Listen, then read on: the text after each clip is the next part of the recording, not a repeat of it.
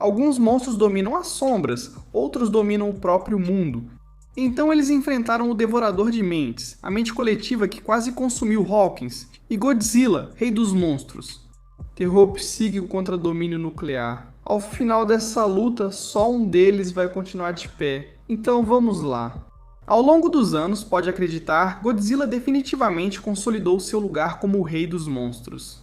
Ele se manteve firme como o predador alfa supremo, o mais forte no mundo dos titãs. Enquanto todos os outros titãs tentaram desafiar Godzilla por um lugar no topo. Se você for enfrentar o rei, é melhor não errar, porque quase todos os monstros já tentaram derrotar Godzilla, mas todos falharam. Todos acabam mortos, decapitados ou se curvando diante de Godzilla. No final, o rei continua sendo o rei, e mesmo fora daquela vez em que Godzilla evoluiu para sua forma rosa, até mesmo em sua forma básica. Bem, ele ainda é incrivelmente poderoso, praticamente não existe outro Titã Alpha que consiga enfrentá-lo. E pode acreditar, muitos já tentaram, mas Godzilla conseguiu lutar contra e matar os 2 Mewtwo's que enfrentou, derrotou Kong e também lutou contra o King Ghidorah. Praticamente ninguém consegue enfrentá-lo, e todos esses são monstros realmente perigosos também. Quero dizer, os 46 mil toneladas e 76 mil toneladas, o 93 mil toneladas, o King Ghidorah pesa 140 mil toneladas. Então quando o Godzilla está simplesmente jogando esses caras para todo lado com facilidade e acertando eles com ataques, a gente tem que levar isso em consideração também. O Godzilla é incrivelmente forte e, de novo, isso é só a forma base dele. Ele também é extremamente resistente. Como acabamos de dizer, o Godzilla já entrou em várias brigas contra outros titãs ao longo dos anos. Todo mundo parece querer o trono. Todos eles com certeza conseguiram acertar alguns golpes. Quero dizer, é só olhar para o King Ghidorah. Godzilla conseguiu trocar golpes de igual para igual com o King Ghidorah, aguentando tudo o que o Ghidorah tinha para oferecer. E na verdade, Ghidorah não tinha nenhuma chance real de derrotar o Godzilla, até que ele se fortaleceu com toda a eletricidade de Boston. E tem o Kong, que por mais poderoso que seja, sendo outro verdadeiro Titã Alpha. Bem, o Godzilla basicamente estava brincando com ele o tempo todo, e isso definitivamente não é tudo. Godzilla sobrevive regularmente a bombas nucleares, como ele sobreviveu à bomba de Castle Bravo, uma bomba nuclear de 15 megatons que, na época, era a maior bomba detonada da história. Godzilla aguentou como um campeão, depois Godzilla aguentou outra, e essa também é uma bomba nuclear absolutamente gigantesca. Não é brincadeira. E ali estão o Boi e o Destruidor. Godzilla sobreviveu a isso, mesmo levando diretamente na cabeça, e por último, mas não menos importante, o impacto do Permiano. Isso é literalmente um evento de nível de extinção. E isso quebrou a crosta terrestre, criou uma explosão ainda maior que a África e matou 90% de toda a vida no planeta. Godzilla simplesmente aguentou, e bem, continuou nadando. Basicamente, Godzilla está em um nível totalmente insano. Ele é praticamente impossível de ferir ou derrotar. Houve vezes em que foi nocauteado e apresentou desempenho mais baixo. Mas o cara é incrivelmente resistente, tipo aguentar bombas nucleares gigantescas direto na cara, esse tipo de resistente. E aí tem o ataque característico dele, o sopro atômico. Ele consegue matar vários titãs com esse ataque e ferir muitos outros.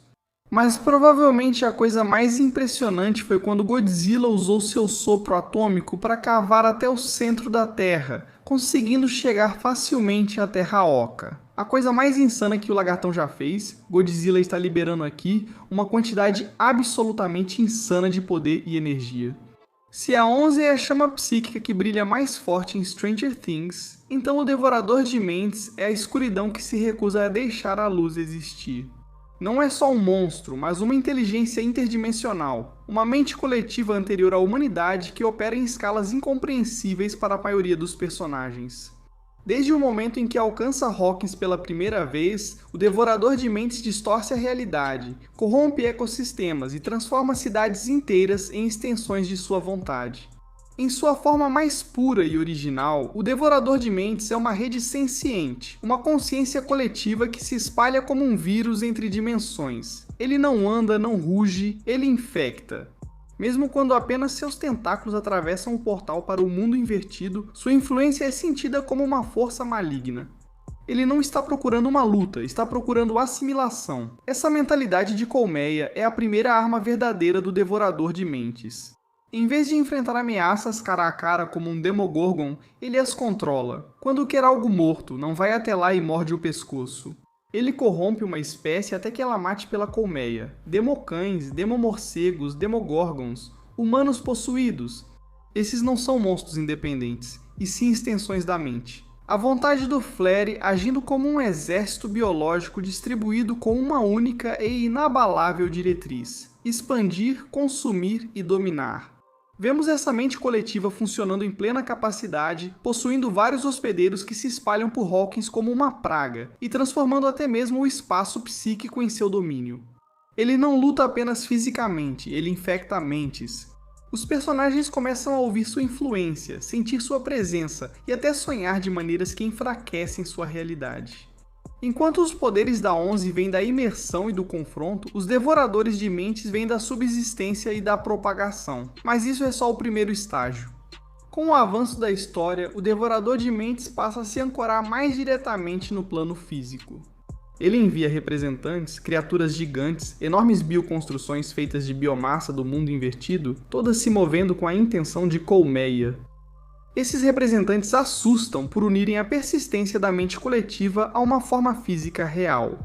Em seguida, a quinta temporada mostra a influência do Devorador de Mentes atingindo o auge no episódio final. A mente coletiva não envia apenas representantes, ela se manifesta em uma forma colossal, parecida com um kaiju, erguendo-se sobre o abismo. Isso não é uma mutação, é o Devorador de Mentes se fazendo presente no campo de batalha.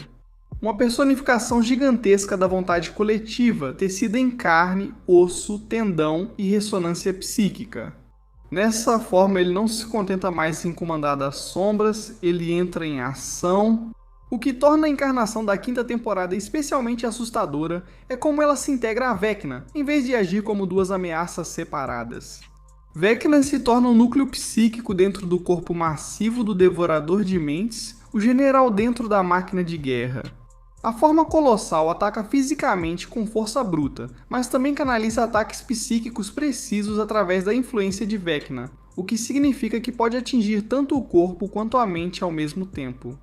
Essa mistura de colmeia, vontade e precisão individual é o que eleva essa criatura acima de qualquer outra do mundo invertido que já vimos. Mas mesmo nesse estado monstruoso, o Devorador de Mentes não é um deus imparável. Sua força vem da sua conexão, uma rede de corrupção, possessão e influência. Remova a âncora, corte o controle psíquico, desestabilize a colmeia e o corpo desmorona. É exatamente isso que 11 e seus aliados exploram.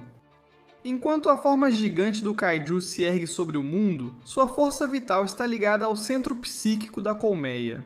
Quebre isso e a forma não consegue se sustentar.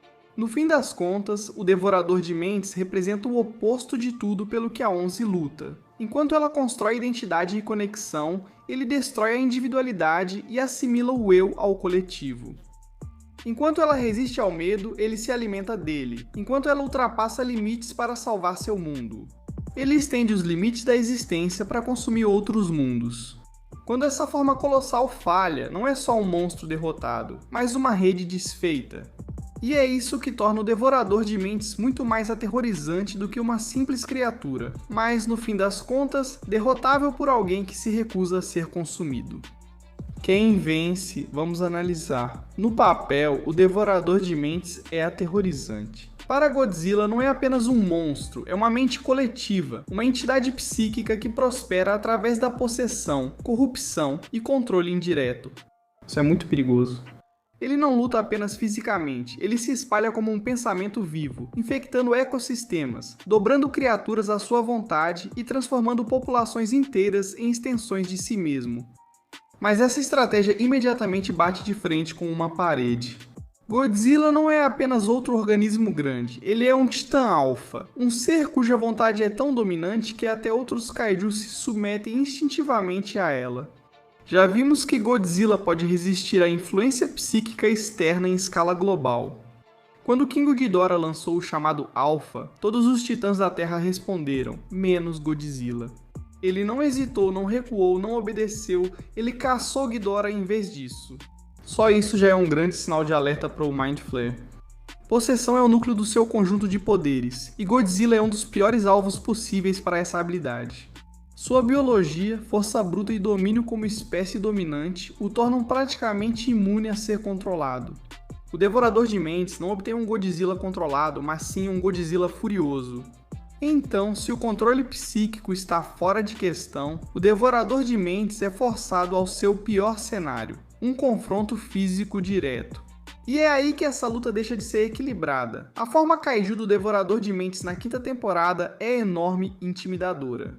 Mas ainda é, no essencial, um corpo proxy, uma biomassa movida por energia psíquica.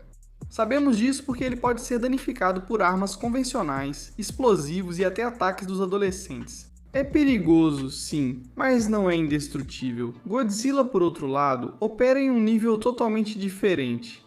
Essa é uma criatura que resiste a detonações nucleares, ignora poder de fogo capaz de destruir cidades e sobrevive a impactos que arrasam paisagens. A durabilidade dele, por si só, supera tudo o que o Devorador de Mentes já mostrou. Se adolescentes com armas improvisadas conseguem ferir a mente dele, a forma física do Devorador de Mentes seria rasgada pelas garras, cauda e pura massa do Godzilla como se fosse papel molhado, e ainda tem o pior detalhe possível para o Devorador de Mentes nesse confronto. A maior fraqueza dele, mostrada repetidamente em Stranger Things, é o calor e o fogo, o que nos leva à arma característica do Godzilla, o sopro atômico. O sopro atômico do Godzilla não se limita a fogo. É energia nuclear concentrada, capaz de atravessar arranha-céus, perfurar a crosta terrestre e dominar outros titãs. Projetado para suportar forças extremas, contra uma criatura cuja biomassa é vulnerável ao calor, isso é catastrófico. Um disparo contínuo seria suficiente para incinerar completamente a forma física do Devorador de Mentes. Sem luta prolongada, os corpos dos kaiju queimam, colapsam e se desintegram sob temperaturas que simplesmente não conseguem suportar. Aqui está o detalhe: isso pode não destruir só o corpo proxy. O Devorador de Mentes está psiquicamente ligado às manifestações físicas de dor, perturbação e destruição. Isso ecoa de volta pela colmeia. O sopro atômico do Godzilla não mataria apenas o corpo, provavelmente causaria um trauma psíquico avassalador, podendo até danificar a consciência central do Devorador de Mentes. Dor e perturbação suficientes quebram a colmeia. Na melhor hipótese, o Devorador de Mentes recua ferido, disperso e incapaz de manter sua forma. Na pior das hipóteses, Godzilla o queima tão completamente que a entidade psíquica colapsa totalmente, separada de seus vínculos e incapaz de se reconstituir. Não existe nenhum cenário em que o Devorador de Mentes vença essa luta aqui. Ele não pode possuir o Godzilla, resistir mais que ele, nem sobreviver ao seu ataque principal. O Devorador de Mentes é aterrorizante para os humanos, devastador para cidades pequenas e avassalador quando pode se espalhar sem controle. Um Godzilla é feito para matar deuses. Godzilla vence de forma decisiva. Ele resiste à possessão, domina fisicamente e usa a maior fraqueza do Devorador de Mentes contra ele, seja expulsando-o ou destruindo-o completamente.